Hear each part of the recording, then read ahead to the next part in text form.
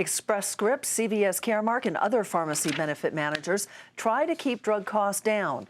To do that, they sometimes have to limit the drugs on their approved lists to balance what they refer to as both access and affordability. But as Bertha Coombs reports, that can mean some difficult choices for patients.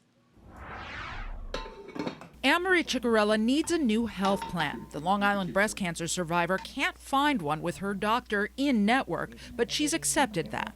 I'll give up my oncologist and I will find someone to follow me. And as heartbreaking as that is, I'm going to do it. She doesn't want to change medications after a bad experience with a generic, but can't find a plan that covers brand drug Femara, which costs about $700 a month.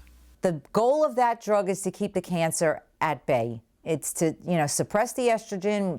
We know my cancer was fed by estrogen, so I don't want to play games with that drug.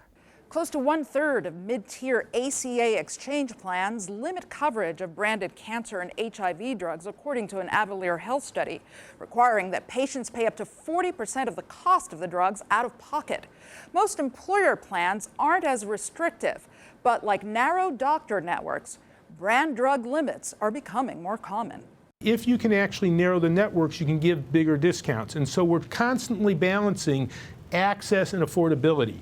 CVS and Express Scripts, which negotiate prices for large employers and some insurers, increasingly use their approved drug lists or formularies to demand discounts from specialty drug makers. If we can't get to the price we need, we're willing to go exclusive with one company or the other, just like we did with hepatitis. Express Scripts excluded Gilead's $84,000 drug Sovaldi to protest its price, and now only covers the new hepatitis drug from a rival drug maker, which provided a big discount. That's worrisome to Aon's John Malley. When they start wielding the power and saying, we're representing this particular product and not representing, any of these other products before really all the data is in, I think it's a little bit premature. Malley says most employers stick to Express Scripts and CVS's formularies. He worries their push for discounts is driving too much of the process. I think that could limit access to the right drug for the right person. The drug benefit firms say they put patients and drug effectiveness first, but price matters.